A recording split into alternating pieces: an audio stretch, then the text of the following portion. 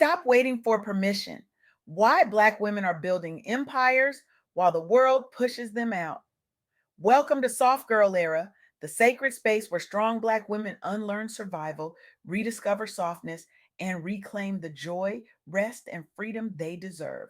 I'm your host, LeAnne Dolce, pronounced Dole, like sweet softness whispered in French. I'm your guide from burnout to boundaries, from doing to being, from strong to soft, and loving every second of it.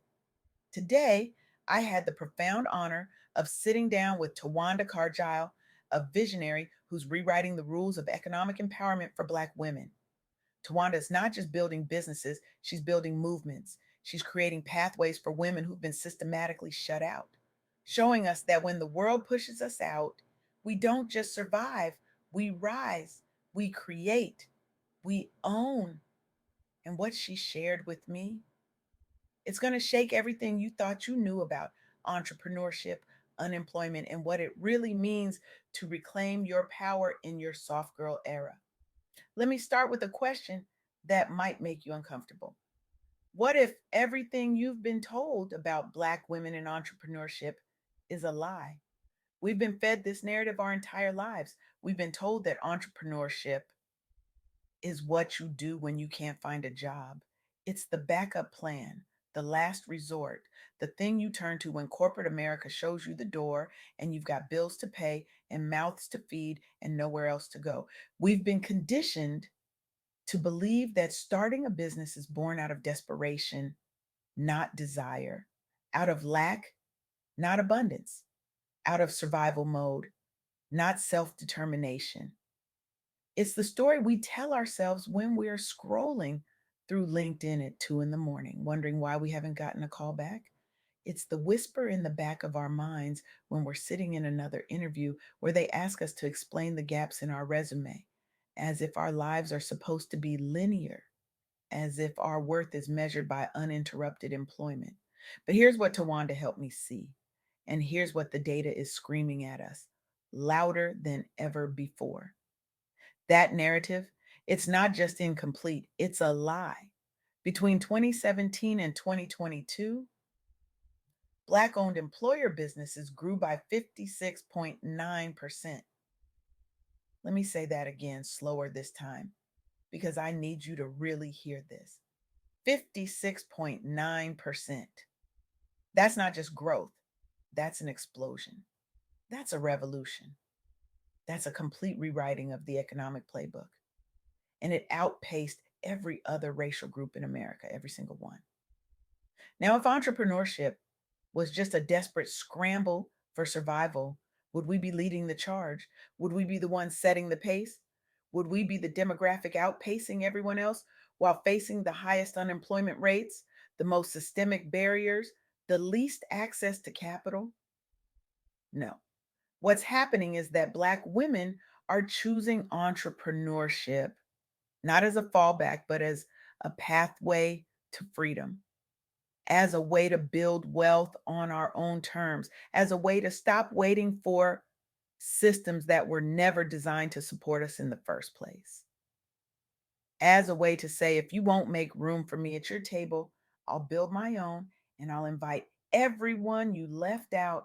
And in 2025, when Black women's unemployment hit 7.5%, when over 600,000 Black women were shut out of the workforce since February alone, when 455,000 women left the labor force entirely, what did we do?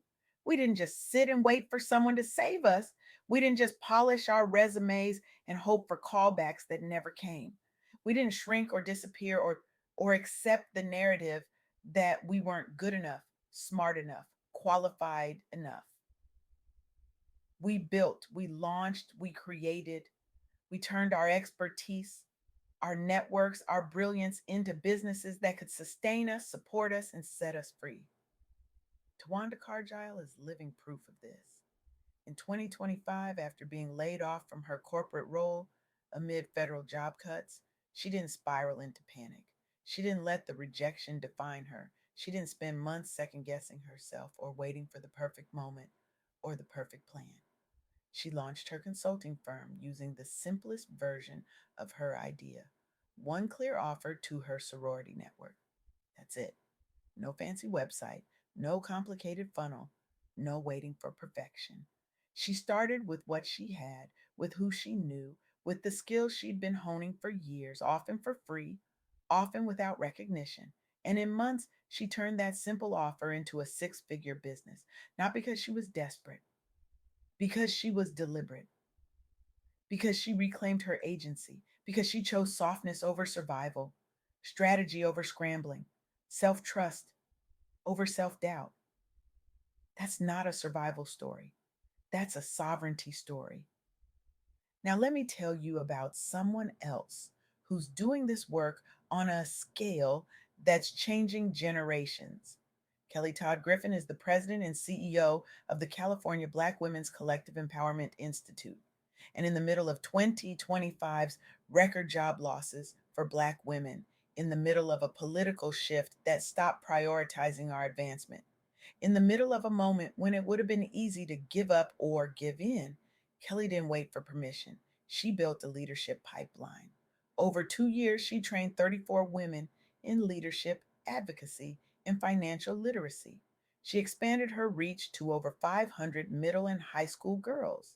She honored 35 trailblazing Black women in California who paved the way, and she prepped a new cohort of 30 women to take the baton and lead with clarity, confidence, and courage. What Kelly is doing is not just about jobs, it's not just about resumes or networking events or climbing corporate ladders that were never built for us in the first place. It's about self determination. It's about preparing Black women and girls to build their own tables when the ones they're sitting at start to shake. It's about teaching them that their power doesn't come from a title or a paycheck or someone else's validation. It comes from within. It comes from knowing who they are, what they're worth, and what they're capable of building with their own two hands. And that's the kind of leadership that changes generations. That's the kind of work that rewrites history. Then there's the story that Essence Magazine shared in their 2025 entrepreneurship guide. And this one hit me in a way I wasn't expecting. Black women, the most educated demographic in the United States, were facing systematic pushout from the labor force.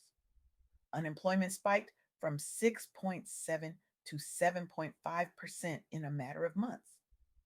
Jobs were unstable. Paychecks were uncertain. The ground beneath their feet was shifting in ways they couldn't control. And instead of shrinking, these women expanded. They followed a roadmap. They clarified their why. They simplified their ideas. They officialized their structures. They priced for life stability, not just survival. They soft launched to their networks, to the people who already trusted them, who already rooted for them, who already knew their value. They bootstrapped their funding. They outsourced early, and they turned their personal expertise into protected, revenue generating ventures without the overwhelm of trying to build an empire overnight. These women didn't wait for the perfect moment. They didn't wait for more credentials or more confidence or more capital. They didn't wait for someone to tell them they were ready. They started. And that starting, that willingness to take the first step, even when the path wasn't clear, even when they were scared, even when they didn't have all the answers. That's what changed everything. So let's talk about what Tawanda taught me. Let's talk about the three keys that can help you turn job loss or job dissatisfaction or job exhaustion or job anything into economic freedom. First, get brutally honest about your why. Before you launch anything, before you pick a business name or design a logo or write a business plan or set up a website, you have to know why you're doing this. And I'm not talking about the polished pitch you give at networking events. I'm not talking about the elevator speech you practiced in the mirror. I'm talking about the raw, unfiltered 3 in the morning truth. Are you building a business to sustain your life? Or are you just trying to survive job instability? Are you doing this because you want to create something meaningful or because you're running from something painful? Are you building because you're called or because you're cornered? There's no wrong answer, but you have to know the truth because your why will determine your how. It will determine your pricing, your boundaries, your sustainability, your longevity. And if your why is rooted in survival mode, you'll burn out before you ever build anything that lasts. You'll say yes to clients who drain you. You'll underprice your services. You'll overextend yourself trying to prove you deserve to exist. But if your why is rooted in sovereignty, in self determination, in the belief that you deserve to build something that honors your gifts and funds your freedom, everything changes. Second, start simple and price for stability. You don't need a complicated business model. You don't need 10 revenue streams on day one. You don't need a 12-month content calendar or a 5-year plan or a pitch deck that would impress venture capitalists. You need one clear offer that solves one clear problem for one clear group of people. That's it. And when you price that offer, don't just think about covering your costs. Think about covering your life, your student loans, your savings goals, your rest, your joy, your therapy, your vacations, your peace of mind. You are the most educated demographic in this country. Your expertise has value. Your time has value. Your peace has value. Your wisdom, earned through years of showing up, of being overlooked, of doing the work nobody else wanted to do, that has value. Price like you believe that, price like you know that. Price like your life depends on it because it does. And when it comes to structure, start simple. A sole proprietorship can get you moving. You can always evolve later. You can always add complexity when you need it, but don't let the fear of picking the wrong structure keep you from starting. Protect yourself, yes. Get the basics in place, but don't let perfection paralyze you into staying stuck. Third, leverage your warm network and diversify your funding. Your first customers are not strangers on the internet. They're not people who found you through an algorithm or a viral post or a paid ad. They're your friends, your sorority sisters, your church members, your former colleagues, your cousin who's always believed in you, the people who already know you, trust you, and want to see you win. Soft launch to them first. Get feedback, get testimonials, get revenue, get proof that what you're offering matters, that it works, that it's valuable. And then as you grow, think about funding. Bootstrap if you can. Explore grants, consider partnerships. Diversify your revenue streams so you're not dependent on one source, one client, one opportunity. Build a business that can weather storms, that can sustain you through seasons of change. Now, I know some of you are sitting here thinking, but LeAnne, I don't have a business idea. I don't know what I'd even sell.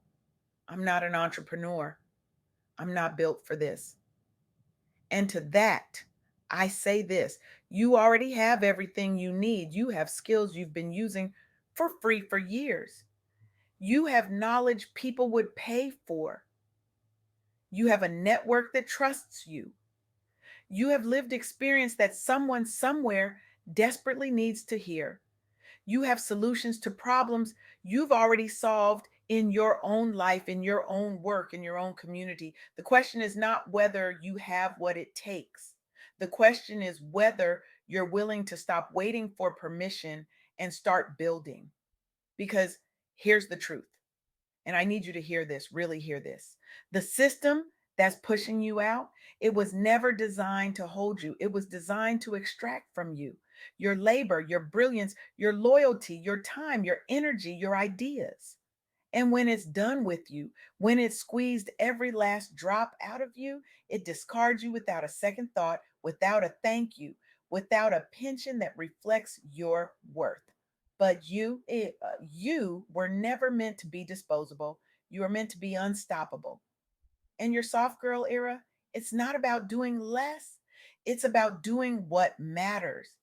It's about building a life where you're not constantly grinding, but finally grounding, where you're not surviving, but thriving, where you're not waiting for someone to choose you, but choosing yourself every single day in big ways and small ways, in public and in private.